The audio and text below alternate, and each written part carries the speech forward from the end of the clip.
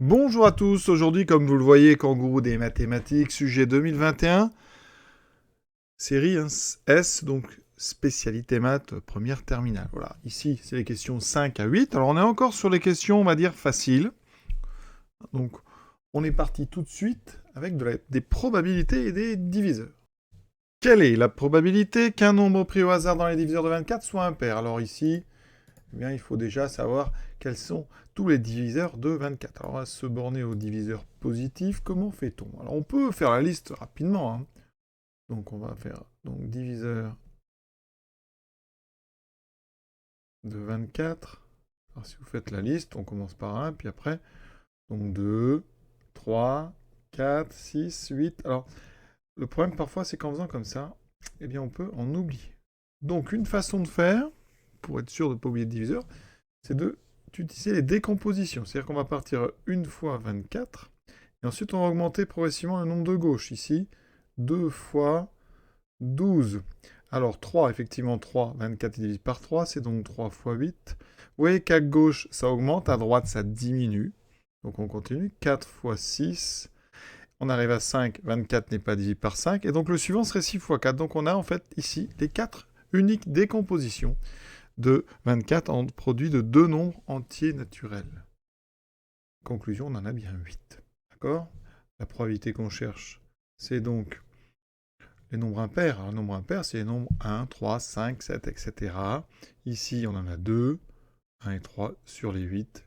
On trouve donc une probabilité de 1 quart. Ça, c'est donc la réponse. Une autre méthode rapide, on peut aussi utiliser ce qu'on appelle un arbre des diviseurs. Alors, il faut d'abord décomposer 24 en produit de nombres premiers. Donc 24, c'est 8 fois 3, donc 2 au cube fois 3. Donc notre arbre de diviseur, dans les diviseurs de 24, on va donc trouver ceux qui ont donc ici pris 3 2, c'est-à-dire vous avez, ils sont divisés par 8, ou alors uniquement, il n'y a que 2 2, donc divisible par 4, uniquement par 2, ou alors par 1. Et ensuite, eh bien, on va rajouter le 3, hein, ou pas le 3. Alors en général, on met le 1 d'abord. Et vous voyez, on a comme ça construit un arbre. Chaque chemin va vous amener un diviseur. Ici, 1 fois 1, 1, 1 fois 3, 3, 2 fois 1, 2, 2 fois 3, 6, 4 fois 1, 4, 4 fois 3, 12, 8 fois 1, et 8 fois 3, 24. Vous voyez qu'en bout de chemin, j'obtiens mes 8 diviseurs. D'accord? On a donc un arbre ici qui s'est ouvert avec 4 branches d'abord, fois 2, donc on a bien 8 branches, 8 diviseurs, on n'en a oublié aucun. Donc ça s'appelle la méthode par arbre de diviseur, ça nécessite la décomposition en produit de facteurs premiers. Question 6. Question assez simple, on est encore dans les débuts. Un obélisque est tombé au sol. Et vu du nord-ouest, voilà, on nous donne plein d'infos. Alors on va regarder, vue du nord-ouest. Quand on dit vue du nord-ouest, ça veut dire que, bien, sur un dessin, je vais remettre ici mes 4 points cardinaux, donc nord, sud, ouest, est. Si on vous dit vue du nord-ouest, ça signifie que vous regardez, vous placez en fait ici, et vous regardez dans cette direction. D'accord? Donc vous coupez en fait le plan en deux, voilà. Et quand on regarde, imaginez que vous êtes ici, donc au-dessus vous aurez ce qui est à gauche et en dessous ce qui est à droite. D'accord? Donc je vais tracer d'abord sur mon dessin ma vue, vous voyez ici. Et on me dit que quand je regarde dans cette direction, mon obélisque est à droite. Donc regardez bien, je vous ai dit quand on regarde comme ça, la droite est en dessous. Donc ça va éliminer quelle possibilité? Déjà, ça va éliminer celle-ci. Parce que l'obélisque, quand on regarde par-ci, elle est à gauche, ici aussi. Il me reste donc 3 possibilités. Les 3 ici, oui, celle-ci, celle-ci et celle-ci sont bien dans la partie inférieure. Moi, ici, il faut que j'enlève en fait toute la partie supérieure à chaque fois. Et celle où il y a l'obélisque, eh bien, donc on les a enlevées toutes les deux. Donc il me reste le A, S ou E. Donc ici, on a utilisé vue du nord-ouest, la pointe est à droite du pied. Deuxième info, vue de l'est, la pointe est aussi à droite du pied. Donc vue de l'est, je refais un petit dessin. Donc ça veut dire que je regarde, je me place à l'est et donc je vais regarder comme ça. Sur mon dessin, c'est vers la gauche. Donc ici, quand je me place à cet endroit, ma droite est en haut et ma gauche est en bas. Donc il faut ici que la pointe soit à droite, hein, du pied. Alors, on regarde. Vous voyez bien que les cas D ici et S, hein, bien, on a l'obélisque ici qui est à gauche. Ouais, cette zone-là, il ne faudrait pas que l'obélisque soit dans cette zone. Donc, ça veut dire que ça élimine en fait bien le S, enfin le D et le E. Il me reste effectivement le schéma numéro, enfin le A, puisqu'on a bien, quand on regarde ici de l'Est, voilà, on a bien l'obélisque qui est du côté droit. De toute façon, on a éliminé les autres réponses. Donc forcément, celle qui reste est donc la bonne. Donc c'était la réponse A. Voici la question. C'est une question très intéressante. Tout d'abord, ça commence par x égale pi sur 4. Et on vous demande quel est le nombre le plus grand parmi les propositions ci-dessous. Est-ce que c'est x puissance 4, x puissance 3, x puissance 2?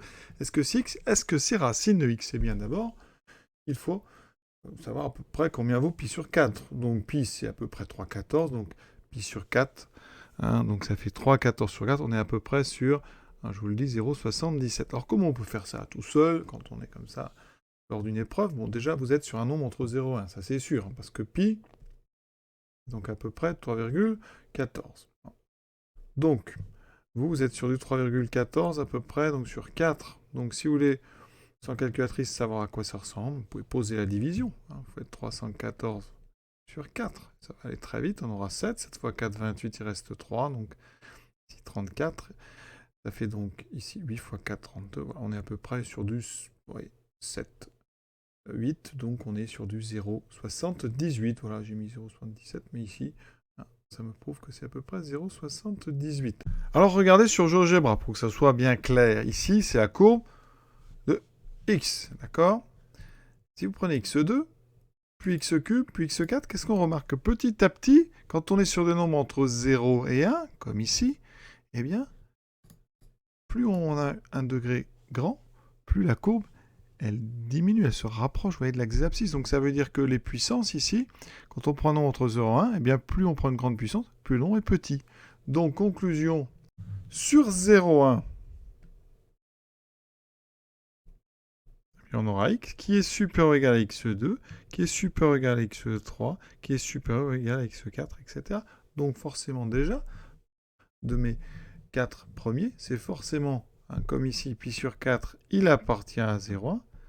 Forcément, c'est pi sur 4 qui est plus grand que pi sur 4 au carré, qui est plus grand que pi sur 4 au cube, qui sera plus grand que pi sur 4 puissance 4. Donc déjà, ça élimine x4, x3, x2. Donc maintenant, qu'est-ce que vous pensez de la racine carrée de x? Regardons la courbe. Eh bien, la racine carrée, vous voyez, elle est au-dessus, donc ça veut dire que pour les nombres entre 0 et 1, la racine carrée est plus grande que le nombre. Donc ici, on peut compléter l'inégalité que j'avais mise, et ici, la racine carrée, vous allez la trouver à gauche, racine carrée de x est plus grand que x. Donc ici, eh bien, racine carrée de pi sur 4 est plus grand que pi sur 4, qui est plus grand, etc., que le carré. Donc conclusion, eh bien, c'était la réponse E. Voilà. On a terminé. Une petite précision, hein. Il faut savoir que la racine carrée d'x, c'est considéré comme x puissance 1,5. Donc, en fait, on pourrait dire que, eh bien ici, 1,5 étant plus petit que 1, eh bien la puissance 1,5 sur 0,1 va être plus grande que la puissance 5. D'accord? Donc c'est en fait les puissances ici, hein, les valeurs des exposants. Plus l'exposant grandit, plus votre nombre, hein, est petit sur 0,1. 8e question. Entre 100 et 999, combien y a-t-il de nombres divisibles par 3 et comportant seulement les chiffres 1, 3 ou 5? Alors pourquoi on prend entre 100 et 999? Ça veut dire qu'on a forcément 3 chiffres avec au minimum un 1 en première position, en position des centaines. Alors on veut déjà des nombres divisibles par 3. Donc je rappelle que les nombres divisibles par 3, c'est ce qu'on appelle autrement des multiples de 3. Eh bien on les repère. La somme des chiffres est un multiple de 3. D'accord? Et dès que vous avez la somme des multiples des chiffres qui est un multiple de 3, vous avez un multiple de 3. Et si vous avez un multiple de 3, la somme des chiffres est un multiple de 3. Donc, il faudra faire attention à avoir bien une somme qui est un multiple de 3. Alors, on veut donc des nombres qui s'écrivent avec 1, 3 ou 5 et qui sont entre 100 et 999. Alors, première solution qu'on peut voir, c'est par exemple d'écrire 1, 1 et 1. On a le droit de les utiliser plusieurs fois. Donc 1, 1, ça en fait déjà 1, parce que la somme fait 3. Vous avez aussi 3, 3, 3. Hein, on utilise 3 fois le même nombre, ça fera 9. 5, 5, 5 aussi. Donc déjà, on a 3 solutions déjà, quand on prend 3 fois le même nombre, le même chiffre. Ensuite, on se dit, bon, je vais prendre 2, 1. Si je prends 2, 1, qu'est-ce que je peux mettre ici?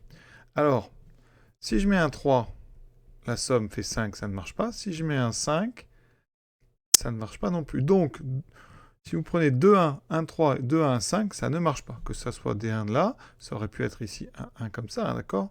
Ou alors, ça aurait pu être un nombre et après avec un 1 et un 1. Dans ce cas-là, vous n'en avez pas. Ça veut dire qu'ici, vous ne pouvez pas répéter 2 fois un des 3 nombres, 1, 3 ou 5, ça ne marchera pas. Donc le seul cas qui vous reste, c'est qu'ils soient tous une fois. Effectivement, 1 plus 3 plus 5, ça fait 9. Donc par exemple, vous aurez 135. Et vous pouvez permuter 135. Alors si vous avez fait le chapitre du dénombrement, permutation de 3 objets, hein, permutation de 3 objets, on sait que c'est 3 factoriel, c'est-à-dire 3 fois 2 fois 1, c'est-à-dire 6. Sinon, vous faites la liste. 1, 3, 5, 1, 5, 3, 2, non, pardon. On met maintenant donc 1, 3 en premier, 3, 1, 5, 3, 5, 1, ou un 5 en premier, 5, 1, 3, 5, 3, 1. Vous voyez bien qu'on en a 6. Donc, on a fait les cas, on a 3 fois le même. On a bien vu que si on en mettait 2 fois le même, ça ne marchait pas. La somme ne pouvait pas faire un multiple de 3. On a fait les cas où il y a 3 différents. On a tout fait. Donc, on a 6 cas pour le deuxième, pour les permutations. 3 cas pour les 3 mêmes. Donc, j'ai 9 ici nombres. Et donc, c'est la réponse C. Alors ça, c'est pas si évident que ça parce qu'il faut vite mettre en place. Hein, c'était un temps limité, hein, ce concours. Enfin, ce petit kangourou des maths. Donc, effectivement... Là, il faut réussir à mettre ça en place très rapidement. C'est pas si évident que ça. Pour une question 8, on est déjà sur des choses où il faut vraiment aller vite et bien. Voilà, on va s'arrêter là pour ces 4 questions. Je vous invite évidemment pour la suite de ce concours des kangourous, concours kangourou 2021, sujet de spécialité maths. À bientôt.